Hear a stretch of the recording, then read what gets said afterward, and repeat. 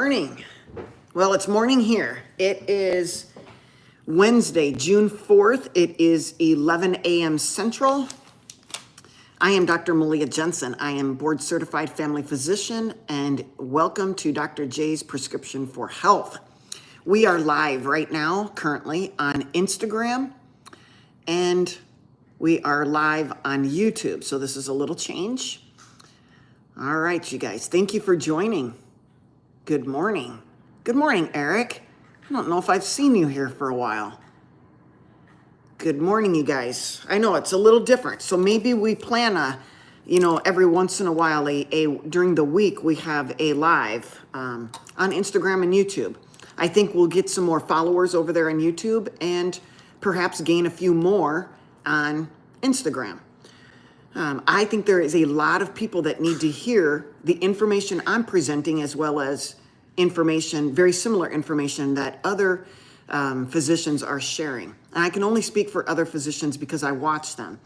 Good morning, Ed. Good morning, Regina. Thank you for joining. So if you are on YouTube at all, please go over there and search Iron Lady Doc Malea Jensen and subscribe. It helps me out. It helps the algorithm. Okay? All right. I thought today we would talk about dieting, or how to lose weight, or why we are not as successful as we would like to be. And let me make sure I don't have anybody asking questions. Feel free to ask questions. I'm going to try to go through a topic. And if you have questions in regards to that topic, for instance, right now, I want to go over something basic that when you go to your physician and your complaint, your subjective complaint is that, Doc, I've tried to lose weight and I can't do it, or I'm stuck. And you might go through some of the diets you've done, like Weight Watchers, or maybe even tried some over-the-counter supplements. You've tried skipping meals. You've tried exercising. You've tried a number of things. I can't. What's Noom? You've tried Noom. You've tried all of these things that are what I consider false claims. They're claim driven. And what I mean by that is they're almost too good to be true claims, and they get you guys hooked. They get you hooked because you're desperate and you're wanting to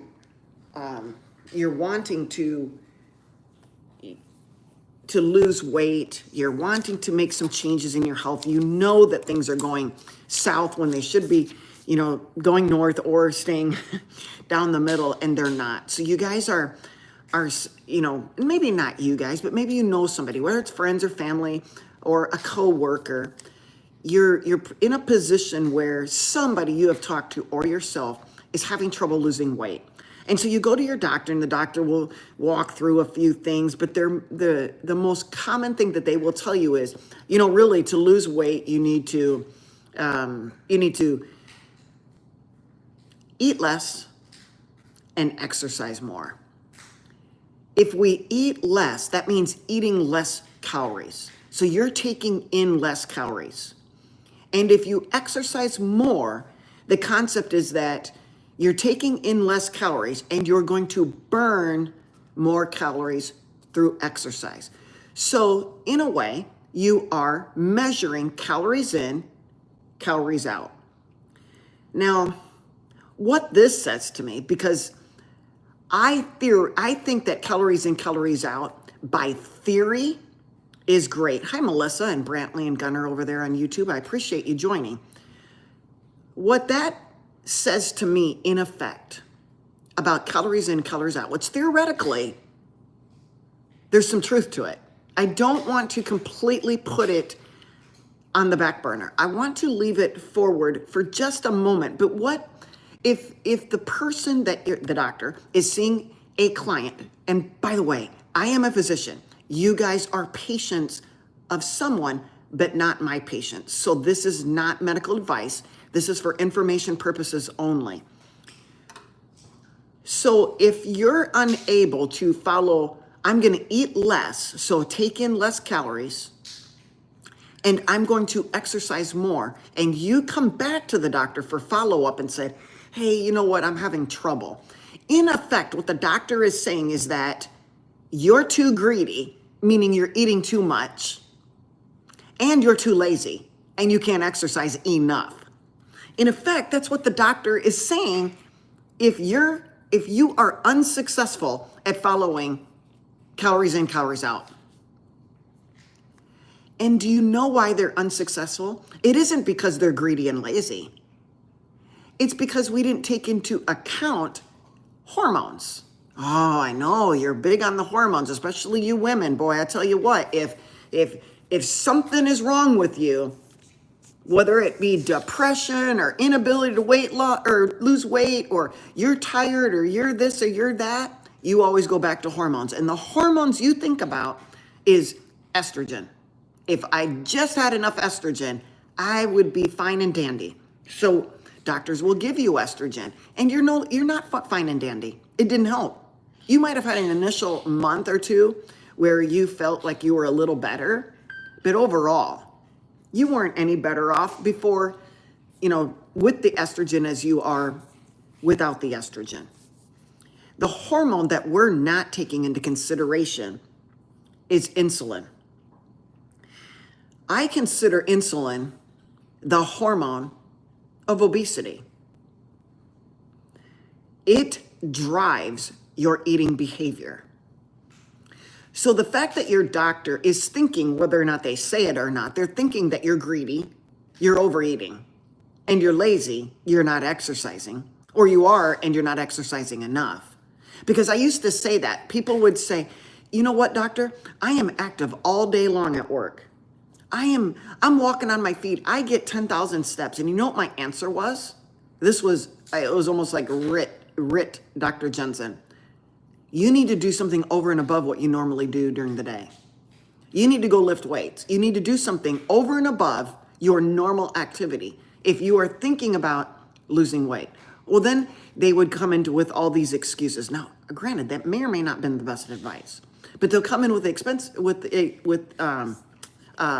excuses. Well, I just don't have enough time in the day.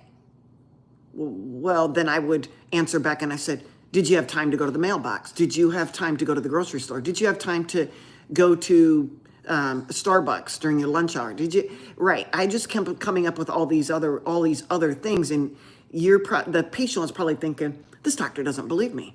She doesn't believe me. I've been seeing her for 10 years, and she doesn't believe that I'm having trouble losing weight. But you see, at that time, I didn't know all that could be known in regards to how hard or easy it is to lose weight. And so if we take into consideration the hormone insulin, yes, you could take into consideration your hormones, testosterone and estrogen, and you could talk about leptin and cortisol. But let's just for once, just speak to insulin and its role. If it is the hormone of obesity and it drives your eating behavior, could you see why it would be very difficult to lose weight by taking in less calories, eating less, and exercise more?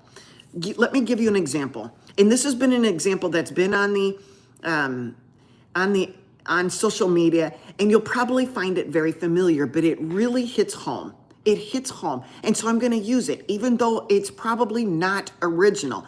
And I think it's okay that other influencers, if you want to call me an influencer, that's great, but I am a physician. But right now, I'm like a physician doctor coach. I am your doctor coach. And so if I find that an analogy is really, really good, I'm going to share it with you guys. So here goes. I'm having a party, and I'm going to invite all of you guys. I'm inviting all of you. All 18,000 on Instagram and all 1,000 on YouTube. It's not even that much, but maybe, just maybe, I will get there by the end of the week. Those are wonderful thoughts. So I invite you to this party, and it's on a weekend. It's next weekend, this coming weekend. And I want you to come hungry. That is the only criteria, because I know you're going to ask me, what can I bring? What can I bring to the party? Nothing. Just bring yourself. but I want you to come hungry because I have hired 5 of the best chefs to prepare all of your favorite foods.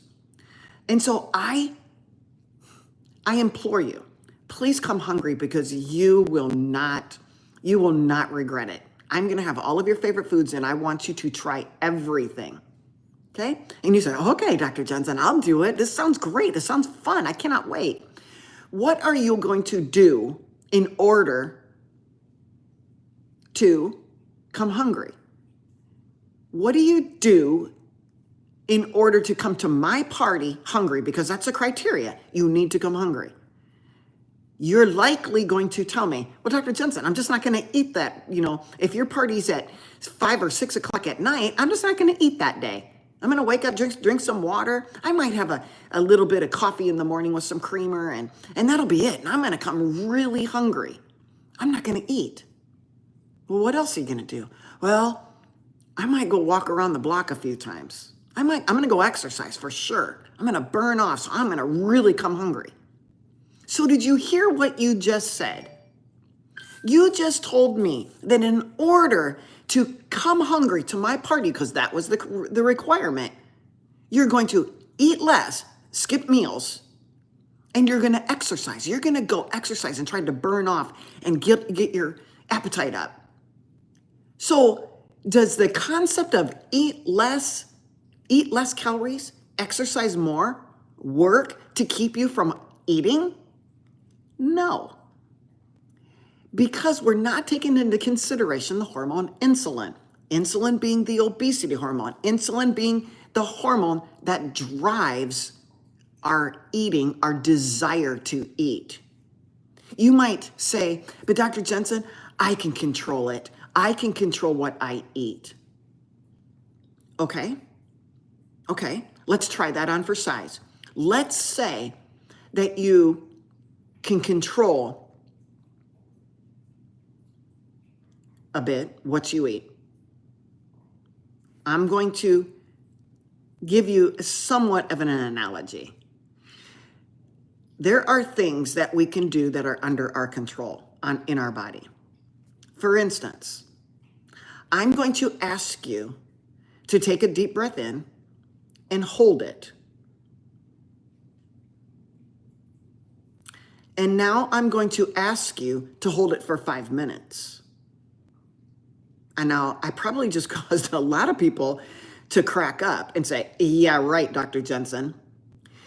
Because you can control certain things of your body.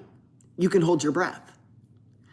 But the minute it starts going over 30 seconds or a minute, you are going to have a desire. There's going to be chemicals in your body that is going to push you to take a breath. Because you're low on oxygen, you're high on CO2, you will take a breath if it's available. All right?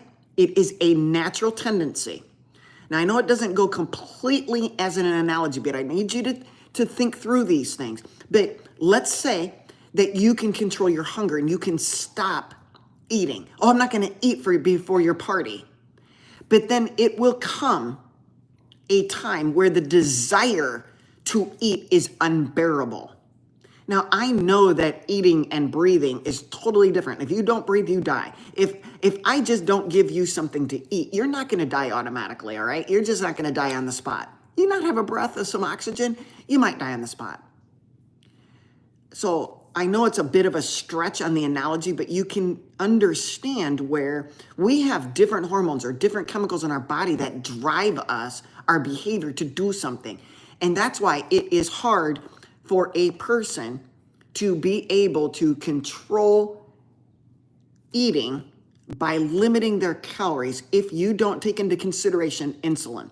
And what I mean by that is most likely the reason the reason that you're overweight is because your insulin level is high. Okay? It's high, and when it's high, you will always be hungry. Because when insulin is high, it's going to drop your blood sugars. And so until you control insulin, it is very difficult to fast, to not eat, to have less calories coming in.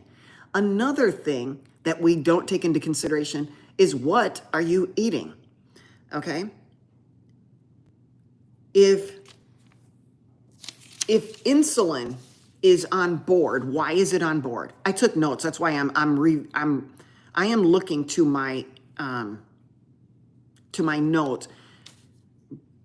But just know that I am trying to lead you into a situation about dieting and exercise, and why it can be so difficult for you to understand why you can't lose weight. It's because we're not looking at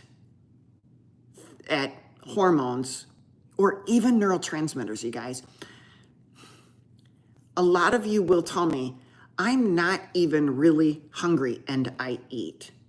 Where do we get that?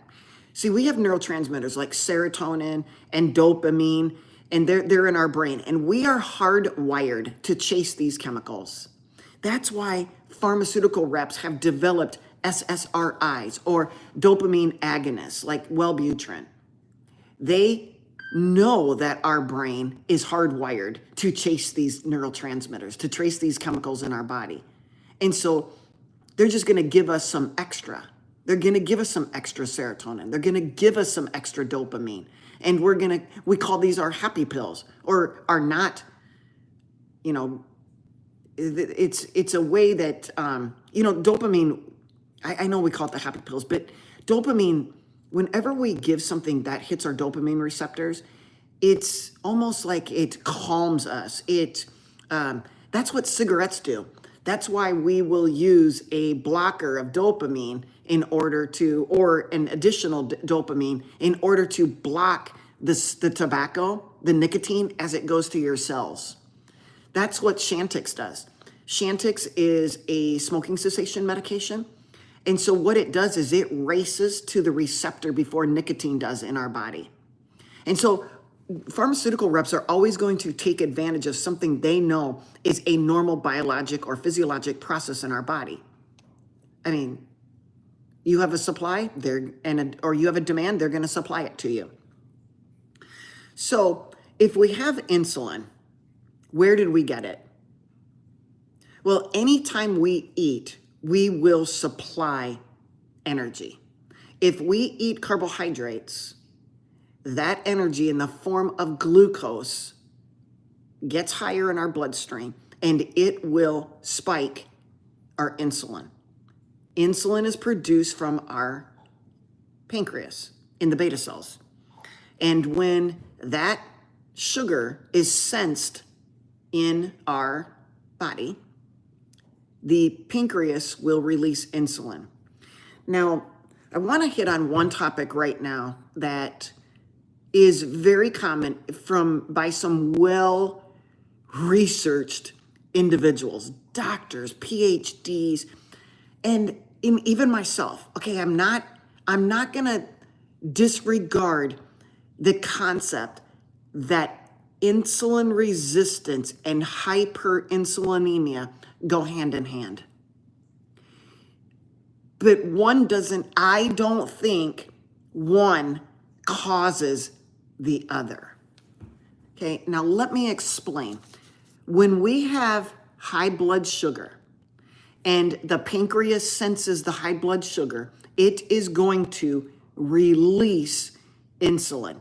And insulin is supposed to help blood sugar go down by driving it, or activating it to enter cells. It is not insulin that's even really pushing or driving the glucose. He's actually hitting a receptor on our cells. Let's just call it a door. Insulin kind of knocks on the door, okay? And there's a little tiny receptor guy who hangs out inside the cell. And he can come to the surface of the cell when he's stimulated or activated by insulin. Therefore, the door opens and the sugar can come in. If that receptor is not working right, the blood sugar can't come in. So is it the fact that we become insulin resistant from hyperinsulinemia, or is it a broken receptor on the cell that's not activating or not being activated by the insulin? He's broken. And there's some things that can break that receptor. And I'll give you one here in a minute. But the reason, let's just say that the glucose receptor or the insulin receptor is not broke. He's active, he's working. And so the sugar in our bloodstream, it will go to cells. It'll go to fat cells, liver cells, muscle cells. Which does it go to first? Fat cells are the first to fall. Fat cells. Okay, so if we have an active receptor on the surface of the cell that responds to insulin, we are going to actively push the sugar into the cell, and everything is okay. That is insulin or glucose sensitivity. You have a good body, you're metabolically sound, and the sugar that you're consuming gets into the cell. It's used, by the muscles, by the liver. If there's excess, it'll go to the liver. But usually, the fat cells are the first to take all this in. So if you constantly have carbs on board, you're constantly going to have an elevated insulin. Insulin, being the obesity hormone, will drive the food into the fat cells first. It drives the sugar into the fat cells first. If the fat cells become resistant, it's going to try to fill up all the other stores, like muscle. There's a glycogen store in muscle. If you're muscle bound, if you have more muscle than the average person, you're going to be able to take up more sugar, right? In fact, muscle doesn't even need insulin to take up sugar. That is another story on itself, and I don't want to confuse you, but so let's review. If you eat, there is energy on board. If you eat carbohydrates, in the presence of carbohydrates with spiked glucose, you're going to have insulin. If the insulin level is high, you cannot burn sugar as this energy. You will push it into cells and cause obesity. The only time that you can burn fat is when insulin is low. When insulin is low, you'll use fat for your energy source. If insulin is high, you're slamming the glucose. I mean, you're just going to continue to grow cells, all cells, but especially fat cells. Okay? Now, we talked about glucose. We talked about that raising insulin. Does protein raise insulin? Yes. There's sugar in proteins, in steak and ground beef and eggs. About how much? How about this? If a carbohydrate spikes glucose 100%, I would say that protein spikes it half that much. Okay, so if you're just eating protein and no fat, mind you, you're just eating protein, or you're just eating the protein found in nature, like a ribeye steak or a ground beef or something like that, then you're not going to get an insulin spike like you would pure carbohydrates. Okay? Does fat raise insulin? No. There's no sugar. There's no sugar spike when you consume fat. Now, let's switch gears. We just got done talking about sugar being the cause of, let's say, insulin resistance. And we're also going to throw a fork or a wrench in our theory, is that it's not so much hyperinsulinemia that drives insulin resistance, but maybe the receptor on the cell that's broken. The receptor on the cell is broken, causing more and more insulin to rise. That's what caused the hyperinsulinemia. Could you say that that's insulin resistance? Possibly, but what some people I think are saying is that the fact that you have insulin resistance, you have hyperinsulinemia, and they caused one another. I'm not sure about that. And that's only because I continue to read. I think if that receptor on the cell was broken, then insulin's not doing it's not doing any good, so the insulin stays elevated. And so you have a hyperinsulinemia. And yes, that is insulin resistance. You're not getting the sugar into the cell because the receptor's broke. So however you guys want to look at it, those are just two scenarios of why why insulin could be elevated. Okay, but we specifically talked about the food we're consuming. What if we switch gears and we don't talk about sugar and we start talking about seed oils? You see, seed oils work completely different. Seed oils are the big 8, which would be, I go 3 C's, 3 S's, rice bran, and grapeseed oil. So the 3 C's, canola, corn, cottonseed. And the 3 S's would be sunflower, safflower, soy. So we have 8 seed oils that were made via industrialized, they were made from lubricant oil. They were made around in the early 1960s, 1950s, somewhere in there. Don't quote me on that, but they became very common during World War I and into World War II, I believe. But cottonseed was one of the first ones. And then, early 1960s, it was soy. And soy it's kind of taken over the seed oil market. The most seed oils that people consume would be soy. It's in everything. Just look at the things that are on the shelves, and most likely it'll be some sort of soy product, okay? So when we eat seed oils, not only do they stay in our body and we can't break them down, and we can go into why we get insulin resistance, but remember, let's just review a bit. I'm trying to keep this basic for you. Wherever those 1 receptors were on the cell membrane, wherever those were, that's where that inner insulin receptor comes to the outer aspect.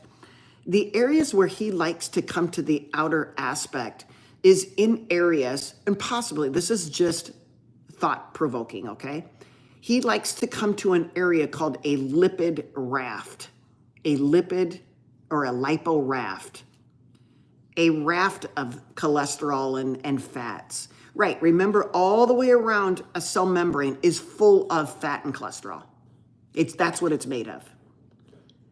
But in certain areas of that cell membrane are these like clumps or rafts of even more fat. And so we call them fatty rafts, RAFTS. And what do you think could possibly destroy those rafts? I kind of led into it. Seed oils. Seed oils will destroy these rafts. So now there's no area where the receptor can come on board and accept the insulin. And the insulin opens the door and drives the sugar into the cell. So this could also lead to our condition of hyperglycemia all the time. It's very complicated, you guys. It's very complicated, but I'm trying to maybe give you a scenario where maybe eating blood sugar, I'm not encouraging you to eat sugar to raise your blood sugar, okay? I'm not recommending the sugar diet. I'm not recommending anything. I think that we were putting a whole bunch of weight simply on blood sugar causing insulin resistance, when seed oils are just as responsible, if not more. Because seed oils, being polyunsaturated fatty acids, they will destroy these lipid rafts. by their very nature, they also become oxidized very easy. Why? They are referred to as polyunsaturated fatty acids. A saturated fatty acid, like that comes from animals. Remember, anything that in nature that comes like from, well, anything in nature that does have fat, it'll be all three. Animals' fat is not all saturated. Okay, there's saturated, monounsaturated, and polyunsaturated fat, even in animals. Okay, let's just get that straight. Same with plants. There's saturated, unsaturated, and monounsaturated, even in plants. Okay, so if we have a saturated fat, it's a chain of carbons, and every carbon will be covered up by a hydrogen. If we have a monounsaturated fat, it'll be a carbon chain, and one area will not have a hydrogen. So one C, if it's the C in the middle, it'll be one less. So it'll be one down, but not one up. And so that area where there's an empty C, an empty carbon, is an area where it can become oxidized. And basically that is just trying to steal electrons and make things complete. So when we oxidize something, we're basically causing a rust. We're rusting. That's what oxidation means. So iron oxide is iron mixed with being oxidized, mixed with oxygen and water. It makes iron oxide, which is rust. So you can see that whenever we oxidize something, so we're oxidizing a monounsaturated fatty acid, and then we're going to oxidize a polyunsaturated. Poly just means a whole bunch of double bonds. There's so many areas of double bonds. Monounsaturated only has one of those double bonds, one area where it's not covered up. One of the C's is not covered up. But in a polyunsaturated fatty acid, many areas are not covered up, and there's double bonds where oxygen attacks these double bonds and oxidizes them. And we get reactive oxygen species, and we get chronic inflammation from these things. So we don't necessarily want a whole bunch of polyunsaturated fatty acids. We need some. Why? Because they're called essential fatty acids. That's why. We need them. Our body can't make them, so we need to consume them. Polyunsaturated fatty acids are in foods we consume. It just happens that we are not stopping at just eating animals. Remember, essential fatty acids are omega-3 and omega-6. Back in the day, I don't know how, let's just go back maybe to 1900. Back in the day, in 1900, we would consume maybe 2 grams a day of polyunsaturated fatty acid in the form of omega-6. In the form of omega-6, which some people have been told it's really, really bad and it's inflammation. Well, what if I told you it's still essential and we need some? And we're going to get it back in the 1900s from the foods we ate. We started out, we're just eating animals, and animals supply the omega-6 and the omega-3 we ate. And even better, they didn't eat grains, they ate they're grass-fed. So their omega-3 and omega-6 are wonderful. Fast forward, we're no longer just consuming 2 grams a day of omega-6. We are today consuming, on average, upwards to 20 grams or more of omega-6 in the form of processed seed oils, the ones that need high heat and high pressure and bleaching and deodorizing. It is amazing that we took an industrialized oil made from cottonseed. That was the original one. We took cottonseed, which was usually used for lamp oil. We heated it. We pressurized it. We bleached it. We deodorized it. And we did a whole bunch of other stuff to it. And now we call it healthy. I just don't know where we got that. But these seed oils that we're consuming, the big 8, we're consuming an omega-3 to omega-6 ratio of not 1 to 1, which is good, but somewhere around 28 to 1, 25 to 1, 25 omega-6 to omega-3. And that omega-6 is sticking around in our body, and especially in our fat cells. And we don't burn polyunsaturated fatty acids very easily. When they're inside of our fat cells, that's why some women find it, or men too, find it very difficult to lose the fat on their body because they're full of seed oils. And seed oils can live 3, 4, 5, 6, 7 years in our body.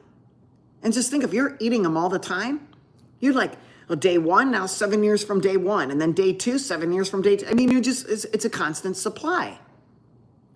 But these seed oils that we consume will destroy that lipid raft. So say the glucose receptor that's inside the cell that comes to the surface and answers the door to insulin, and then glucose can come in. He comes to the surface where there's a lipid raft. Or what if there's no lipid raft? Right. He's not come to the surface. He might be okay, but he can't come to the surface. No lipid raft. What destroys the lipid raft? Seed oils.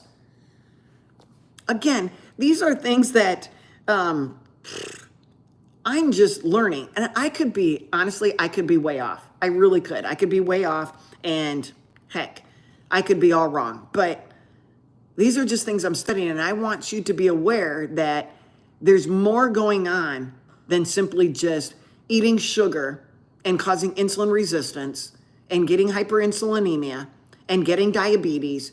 It may not all be sugar. I think sugar is a culprit. Don't get me wrong. He is a naughty little guy. But seed oils, and remember, when seed oils and sugars together, which is most processed foods, we're in trouble, you guys. We are in deep doo-doo. And if we're causing all of that oxidation too with all the polyunsaturated fatty acids, wow, we're in for some heavy amounts of inflammation, heavy amounts of reactive oxygen species. It's no wonder that our body is so sick. Is it possible to reverse these things? I think so. I really do. I think it is possible to reverse, but you got to stop the seed oils. You got to stop the sugar. You got to get the insulin levels down. You got to heal up the lipid raft. So we got to heal up the glucose transporter receptor. We got to heal up a lot of stuff. And it's more than just, honestly, it's more than just sugar, seed oils. There's other things we could talk. We could talk about iron overload. We could talk about a host of things. But I just thought I would pick these two things today just to get you an idea of why doctors might be assuming that you can't lose weight because you're lazy and greedy and overeating. You just tried the wrong things. You said, I'm just going to stop eating and I'm going to go exercise more. And you told me that the way to get hungry and come to Dr. J's party with the fancy chefs, you're not going to eat and exercise more. It is a recipe for disaster, you guys. It's a recipe for disaster. And so, yeah, there was one other point I was going to make when I was talking about fat cells fall first, and then liver, and then maybe muscle, maybe in that order in terms of insulin resistance. I've outlined many ways that the liver cells fall, but if we are eating a ton of sugar and we're eating a ton of polyunsaturated fatty acids, our liver cells are going to fall and we're going to get fatty liver. We are going to go through a process called de novo, meaning inside us, fat production, lipogenesis. Genesis means production of lipo fat. We are going to get fatty liver. So people will say, okay, this is a scenario. A vegan would come to me and say, Dr. Jensen, I'm not eating any extra polyunsaturated fatty acids. I only eat plants. I'm only going to eat, I'm a vegan.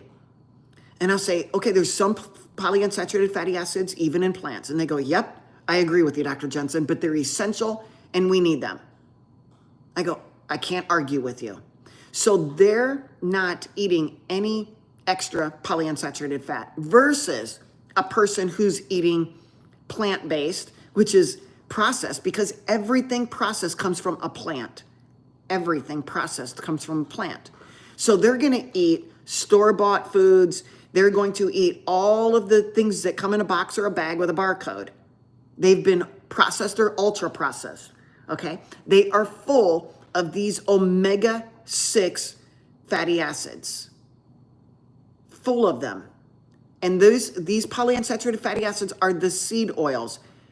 Now, before you jump on your high horse here, animals also have polyunsaturated fatty acids. They're natural produced omega-6 polyunsaturated fatty acids.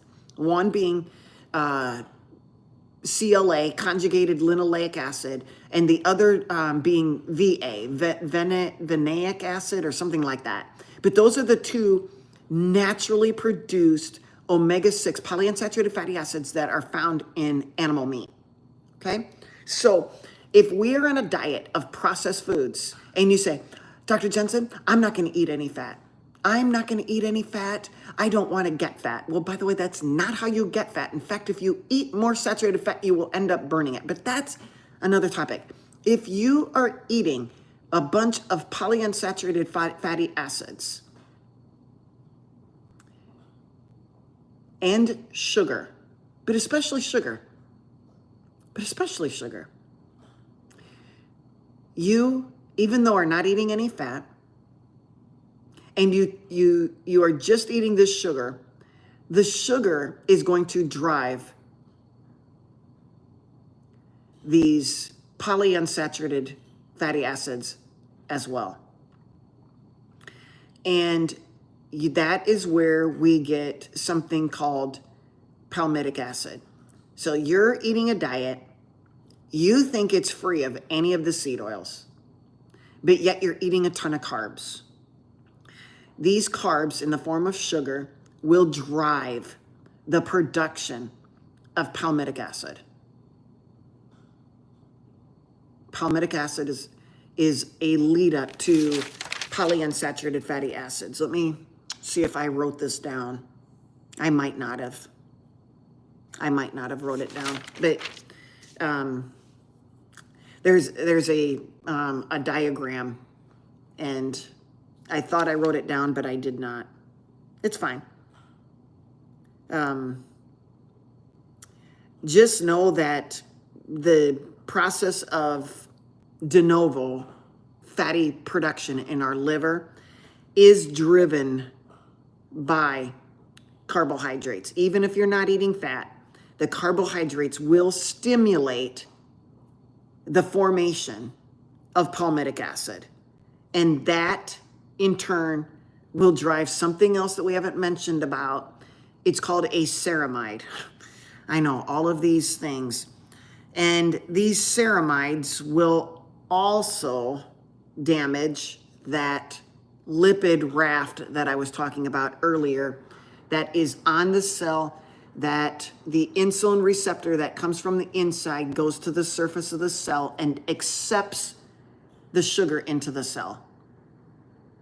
So in order for that cell to be sensitive and take in the sugar, it needs a good receptor coming from the inside of the cell to the surface.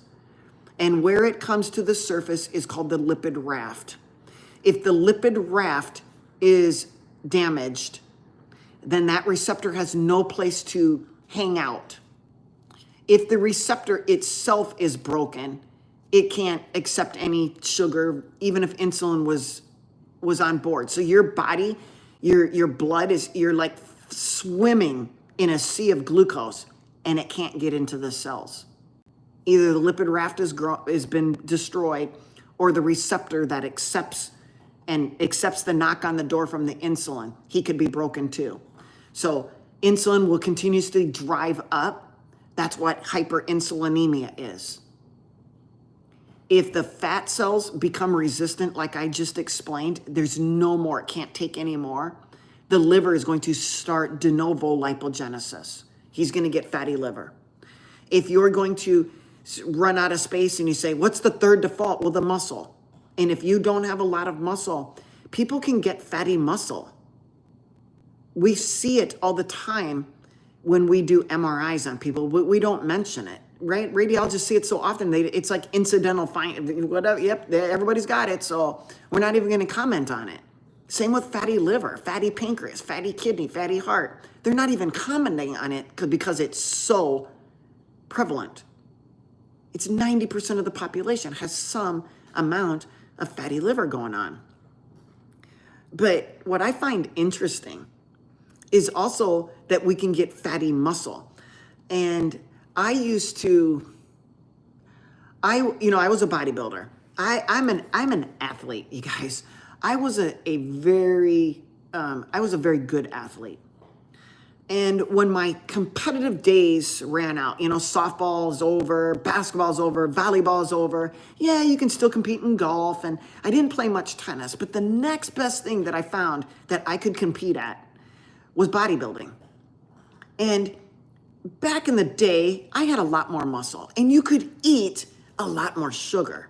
You'll find that bodybuilders will eat a lot more sugar. And they just don't get fat. They're driving it into they are driving it into fat cells, but they're also driving it a little bit into the liver, and they're driving some more into the muscle cells. And so they're getting fatty muscle. We all do. We all got fatty muscle. We are all Wagyu beef. We're all Wagyu cows. We all have fat interspersed in our muscle. And so when we started dieting, and we would lower our carbs, Ross, I would lower them to 0. I would not eat any carbs. Carbs raise insulin. Insulin produces or causes fat to be stored, right?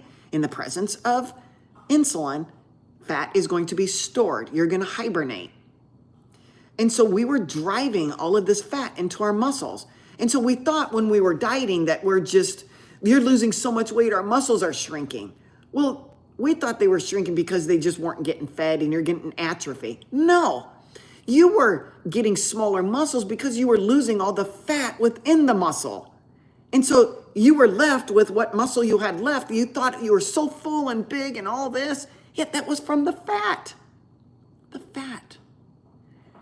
So we're just a bunch of Wagyu beef. Now here's what I found interesting in my reading is that Wagyu beef. Now, correct me if you are a rancher and you raise Wagyu beef, please, correct me. But most of the Wagyu beef that we consume is grain fed. Wagyu beef is full of fat. It's very, very expensive because it's known for its marbling.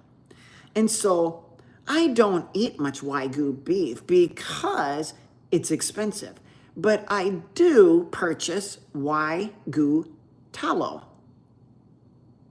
Now, after my reading today, I might change my mind on purchasing Wagyu tallow. And let me tell you why.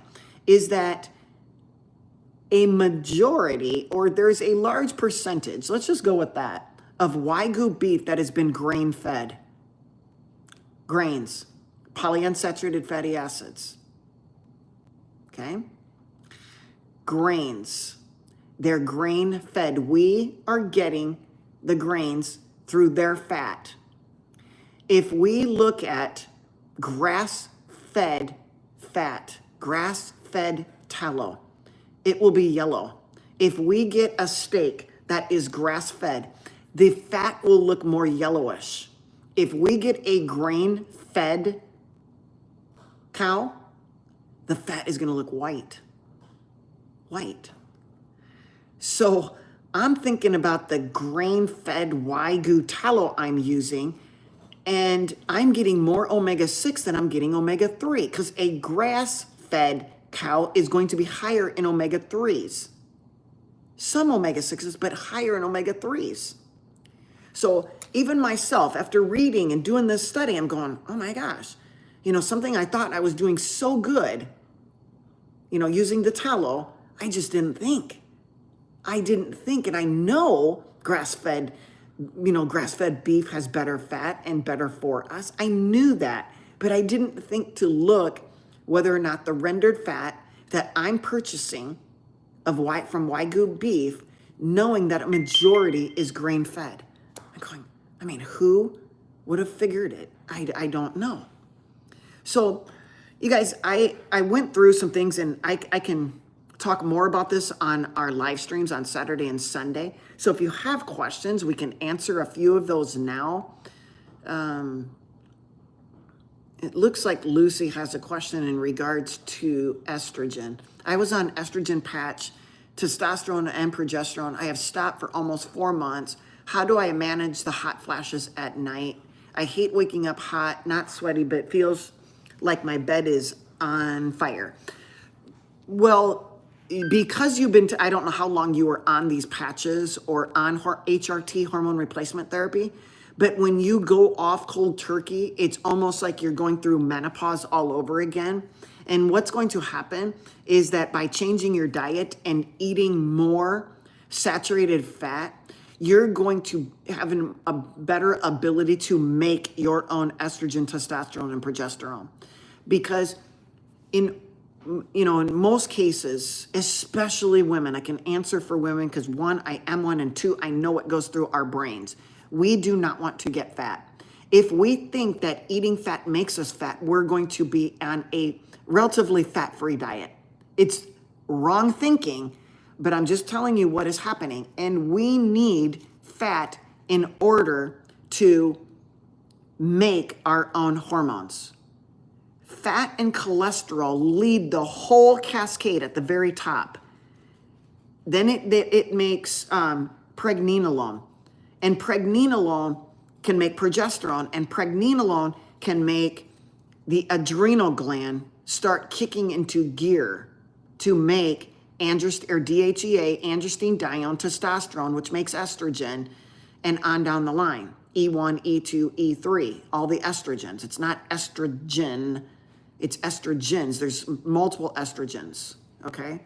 So the fact that you took these hormones is now you're going into withdrawal.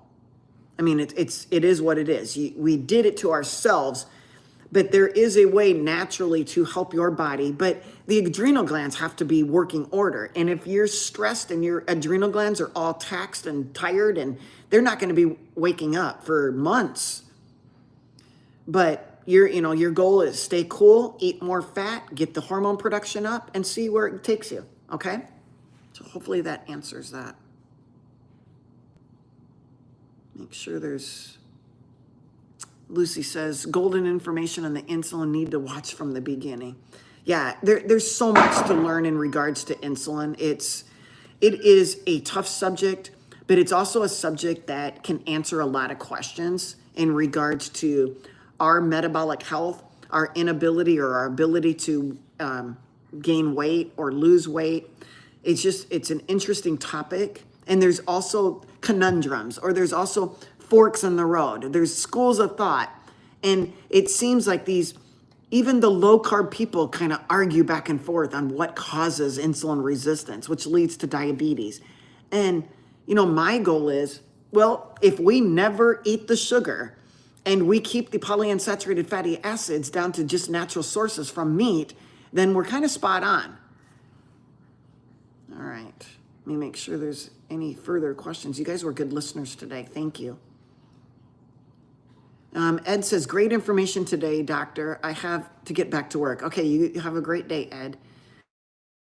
If there's no other questions, Miss Young says sugar toxicity. What is that? What are we referring to? Of course, diabetes is sugar toxicity. It is. It's glucose intoxication. It's carbohydrate intoxication. But in a way, it's not completely your fault. Oh yeah, my comment earlier. Yeah. I mean, it is your fault. You ate it.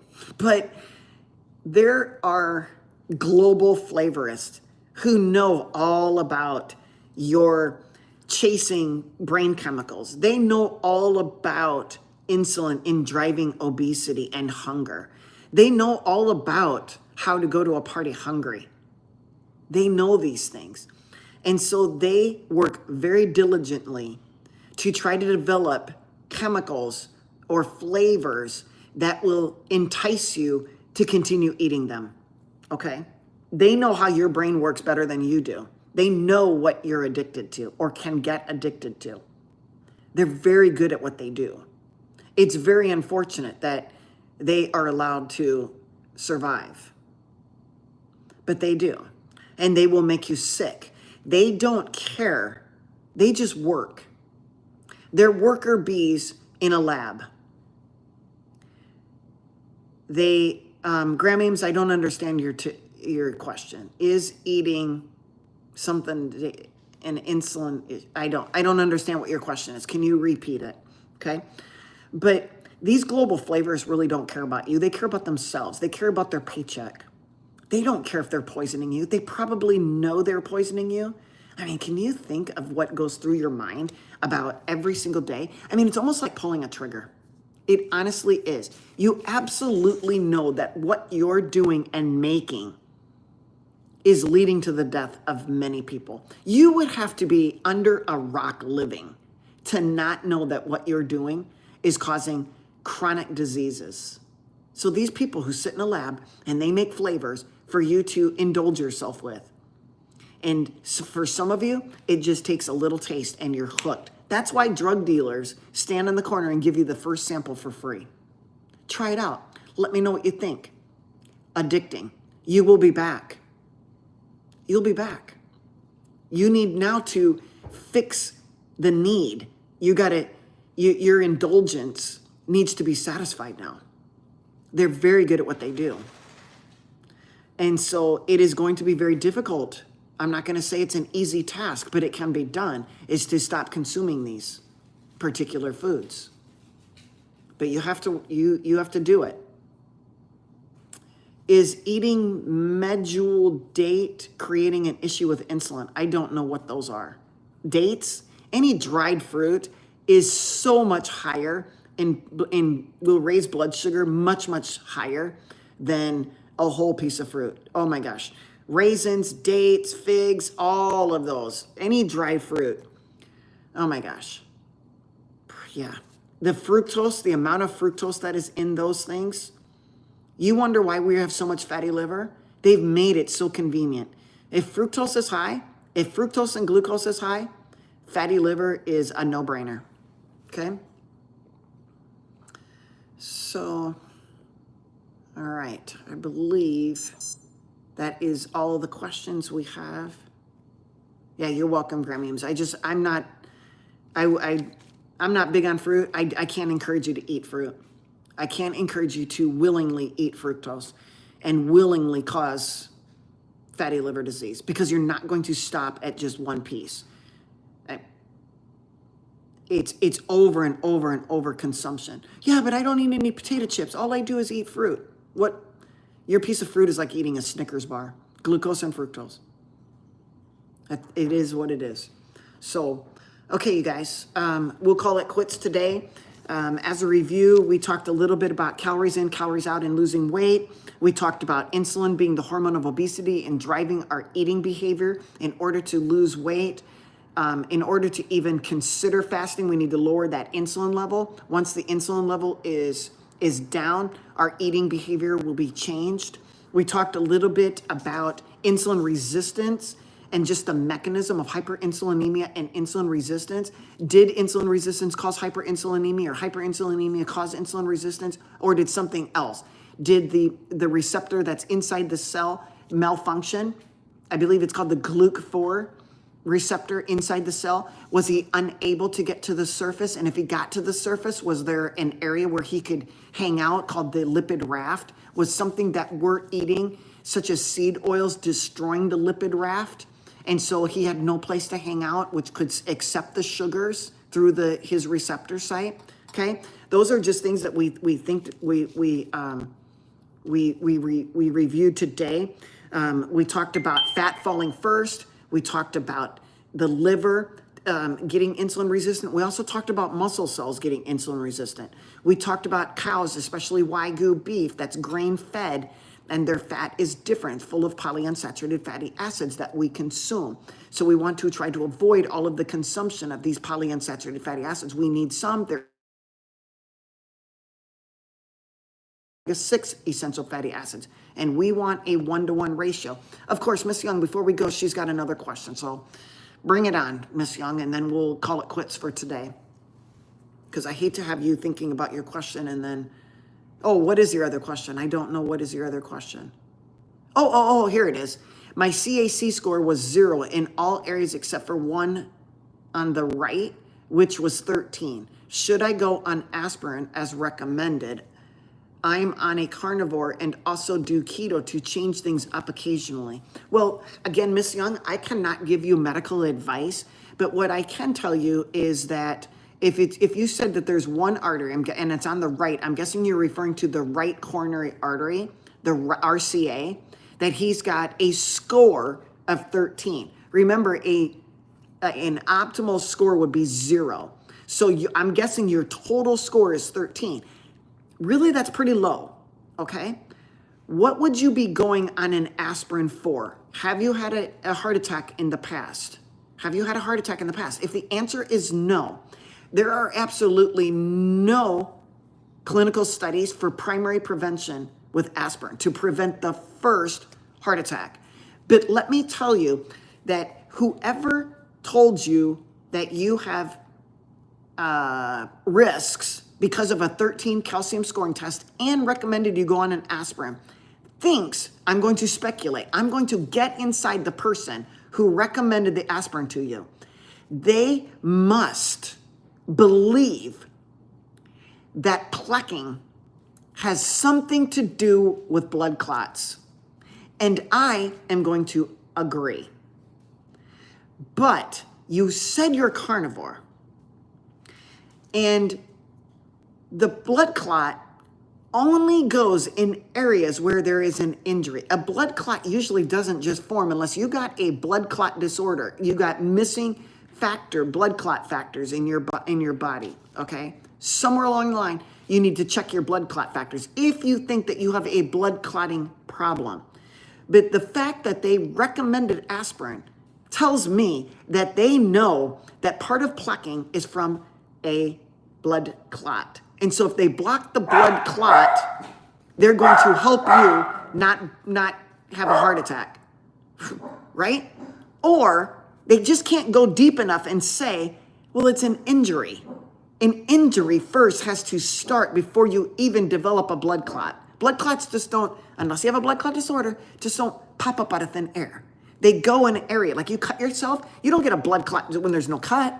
You get a blood clot when there's an injury from smoking, from sugar, from heavy metals, from plastics, from whatever. Sickle cell disease, scraping along the inside causes an injury. A blood clot forms, and the blood clot and a whole bunch of other things get attracted, like platelets and LDLs, all cholesterol, all of the fragments, white blood cells, red blood cells go to the area and hardened, calcify.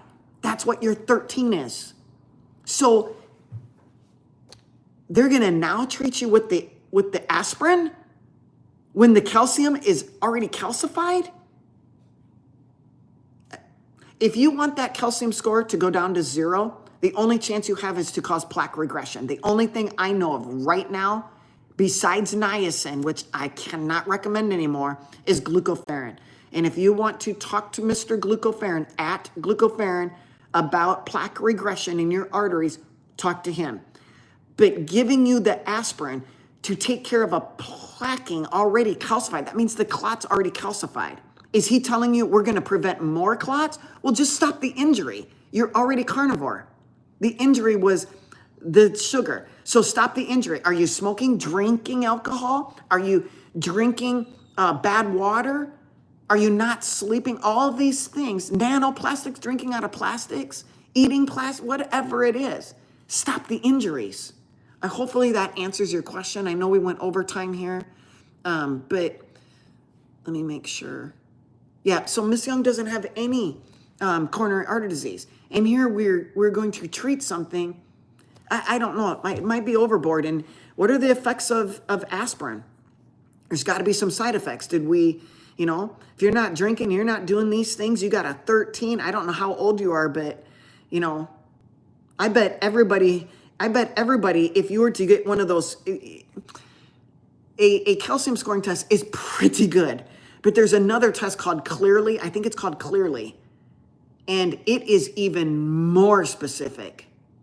And so, yeah, that test might be a little more specific. But honestly, you're 51. I mean, that calcium score was likely decades in the making. Before eating carnivore, you were eating not carnivore. And so you were eating sugars and you were eating poly omega-6s and you were eating whatever. You might have been drinking alcohol and partying it up and all these things that can cause, problems with injuries to the inner lining of our arteries, leading to a clot formation, leading to attraction of white blood cells and red blood cells and macrophages and all of these things to kind of join in the party to form a hardened plaque. And that's what they measured, okay? So it measures hard plaque, not soft plaque. Could a person still have soft plaque? He's going to put you on an aspirin prior to checking you for a soft plaque, which would be a CT angiogram. So they shoot dye into the heart and then they take a CT scan. That will give you any indication if you have soft plaque. If you got soft plaque, I could see maybe doing an aspirin, but I think there might be better ways. Okay, I think there might be better ways. All right. Okay, you guys. We'll right, and maybe the others cleared due to good lifestyle. It's possible. I think that our plaque can be there could be plaque regression. I don't know about that, Miss Young. I'm just saying that's another test. Getting a CT angiogram is another test. There are some of my patients who requested getting a CT angiogram after I brought it to their attention. Your insurance may not pay for it. One, Lion, and he's not listening right now. We ordered a CT angiogram. His insurance would not pay for it. He got a little bit of chest pain. Went to the ER, I believe, and ended up getting a 3-vessel bypass. Had we got the CT angiogram, you know what? I don't know. But you know what? One of the things they said, and I can believe this. I truly can believe this. If you have a calcium score that is 1,000 or 500, 600, 700, that area for the dye to get in is likely so narrow that it's waste of time to do a CT angiogram. It's just completely a waste of time. You might as well go to a full-blown angiogram, find out what's going on. But just in trying to inject that little bit of dye on a CT angiogram through those areas that are that plugged, yeah, folks, a CT angiogram, probably the radiologist won't do it. Most will deny even if it got approved by insurance, they're going to say, yeah, this is not worth it. I can't get that dye in there. Most likely. They'll say, talk to your cardiologist and get a full-blown angiogram, okay? Not just a CT angiogram. So hopefully that helps. Again, if you guys please consider joining over on YouTube, you YouTubers, consider joining on Instagram. I'm at Iron Lady Doc. If you want to schedule a consultation, just email me. We can go over your labs, your medical conditions, things like Miss Young is bringing up. Maybe a consultation would be in her best interest to go over everything, get the whole history. So email me at ironladydoc@aol.com, ironladydoc@aol.com. And we can schedule a video conference and go over everything. I'll get a list of your medicines. We'll get a list of everything else and we'll go over everything. Usually takes an hour.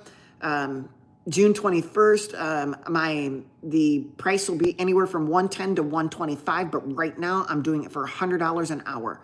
So between $110 and $125 after June 21st per hour.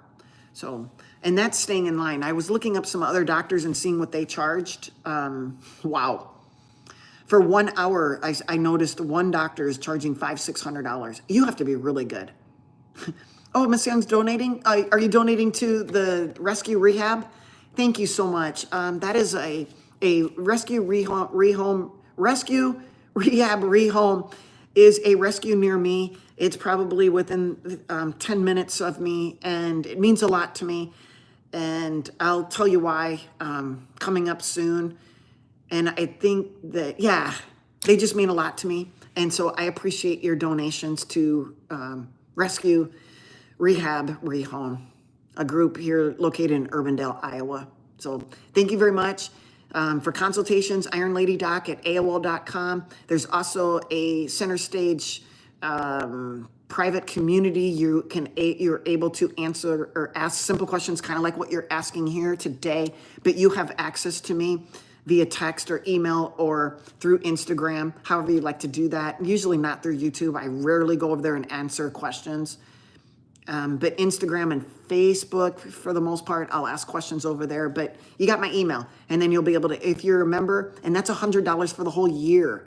So it's good to have a doc in your back pocket that you can contact whenever you need something. Like you're at the store and you say, oh my gosh, did Dr. Jensen say that 85 or 80 ground beef is better? You text me, Dr. J, if you're available, can you tell me I'm just about to buy some ground beef?